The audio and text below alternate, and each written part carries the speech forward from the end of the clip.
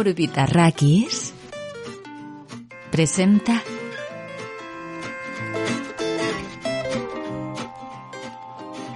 La mujer esqueleto, un cuento inuit.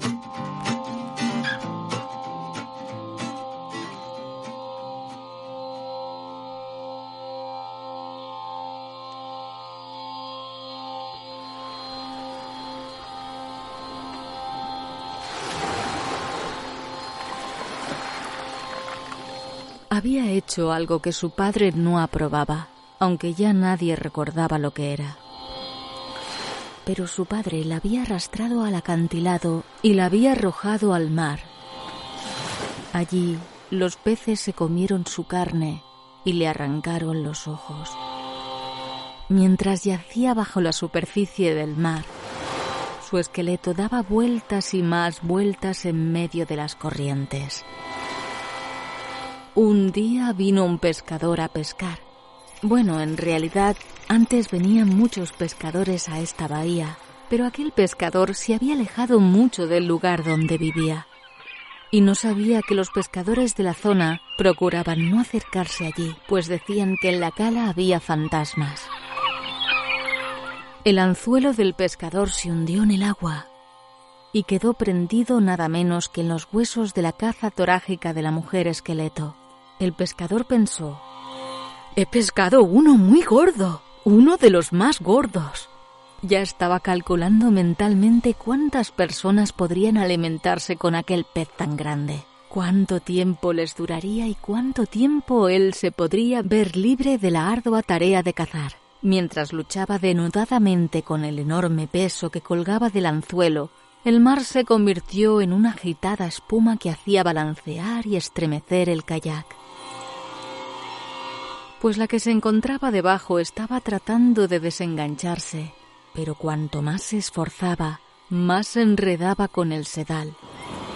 A pesar de su resistencia, fue inexorablemente arrastrada hacia arriba, remolcada por los huesos de sus propias costillas. El cazador, que se había vuelto de espaldas para recoger la red, no vio cómo su calva cabeza surgía de entre las olas. No vio las minúsculas criaturas de coral brillando en las órbitas de su cráneo, ni los crustáceos adheridos a sus viejos dientes de marfil. Cuando el pescador se volvió de nuevo con la red, todo el cuerpo de la mujer había aflorado a la superficie y estaba colgando del extremo del kayak, prendido por uno de sus largos dientes frontales. ¡Ay!, gritó el hombre mientras el corazón le caía hasta las rodillas. Sus ojos se hundían atemorizados en la parte posterior de la cabeza y las orejas se le encendían de rojo. ¡Ay! ¡Ay!, volvió a gritar, golpeándola con el remo para desengancharla de la proa y remando como un desesperado rumbo a la orilla. Como no se daba cuenta de que la mujer estaba enredada en el sedal, se pegó un susto tremendo al verla de nuevo, pues parecía que ésta se hubiera puesto de puntillas sobre el agua y lo estuviera persiguiendo. Por mucho que zigzagueara con el kayak, ella no se apartaba de su espalda. Su aliento se propagaba sobre la superficie del agua en nubes de vapor y sus brazos se agitaban como si quisieran agarrarlo y hundirlo en las profundidades. ¡Ay!, gritó el hombre con voz quejumbrosa mientras se acercaba a la orilla. Saltó del kayak con la caña de pescar y echó a correr. Pero el cadáver de la mujer esqueleto, tan blanco como el coral, lo siguió brincando a su espalda, todavía prendido en el sedal. El hombre corrió sobre las rocas y ella lo siguió. Corrió sobre la tundra helada y ella lo siguió. Corrió sobre la carne puesta a secar y la hizo pedazos con sus botas de piel de foca. La mujer lo seguía por todas partes, e incluso había agarrado un poco de pescado helado mientras él la agarraba en pos de sí. Y ahora estaba empezando a comérselo, pues llevaba muchísimo tiempo sin llevarse nada a la boca. Al final, el hombre llegó a su casa de hielo, se introdujo en el túnel y avanzó a gatas hacia el interior. Sollozando y jadeando permaneció tendido en la oscuridad, mientras el corazón le latía en el pecho como un gigantesco tambor.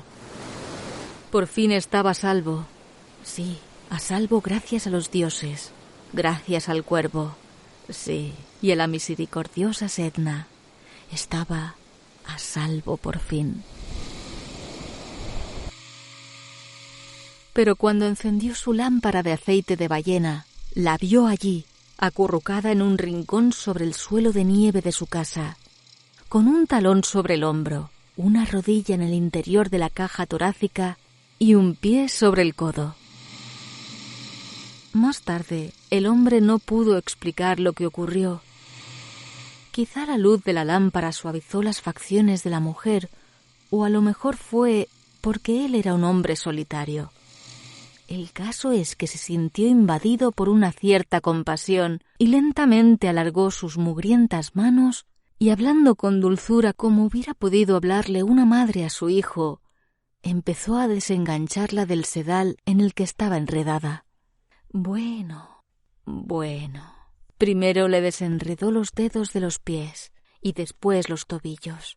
Siguió trabajando hasta bien entrada la noche, hasta que al final cubrió a la mujer esqueleto con unas pieles para que entrara en calor y le colocó los huesos en orden tal como hubieran tenido que estar los de un ser humano. Buscó su pedernal en el dobladillo de sus pantalones de cuero y utilizó unos cuantos cabellos suyos para encender un poco más de fuego. De vez en cuando la miraba, mientras untaba con aceite la valiosa madera de su caña de pescar y enrollaba el sedal de tripa.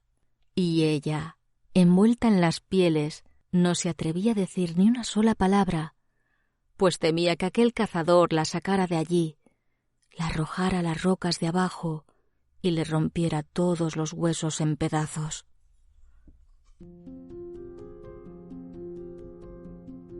El hombre sintió que le entraba el sueño. Se deslizó bajo las pieles de dormir y enseguida empezó a soñar. A veces, cuando los seres humanos duermen, se les escapa una lágrima de los ojos. No sabemos qué clase de sueño lo provoca, pero sabemos que tiene que ser un sueño triste o nostálgico. Y eso fue lo que le ocurrió al hombre. La mujer esqueleto vio el brillo de la lágrima bajo el resplandor de fuego y de repente le entró mucha sed. Se acercó a rastras al hombre dormido entre un crujir de huesos y acercó la boca a la lágrima.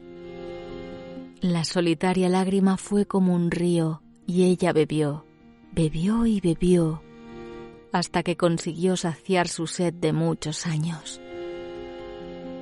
Después, mientras permanecía tendida al lado del hombre, introdujo la mano en el interior del hombre dormido y le sacó el corazón, el que palpitaba tan fuerte como un tambor. Se incorporó y empezó a golpearlo por ambos lados. Pom, pom, pom, pom. Mientras lo golpeaba se puso a cantar. Carne, carne, carne. Carne, carne, carne. Carne, carne, carne. Y cuanto más cantaba, tanto más se le llenaba el cuerpo de carne. Pidió cantando que le saliera el cabello y unos buenos ojos y unas rollizas manos. Pidió cantando la hendidura de la entrepierna y unos pechos lo bastante largos como para envolver y dar calor, y todas las cosas que necesita una mujer. Y cuando terminó, pidió cantando que desapareciera la ropa del hombre dormido. Y se deslizó a su lado en la cama, piel contra piel. Devolvió el gran tambor, el corazón, a su cuerpo.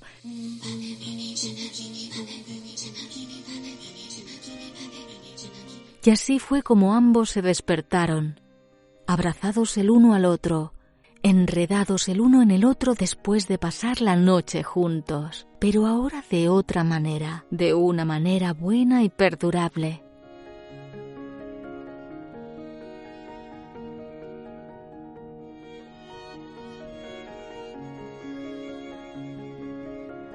La gente que no recuerda la razón de su mala suerte dice que la mujer y el pescador se fueron y a partir de entonces las criaturas que ella había conocido durante su vida bajo el agua se entregaron de proporcionarles siempre el alimento.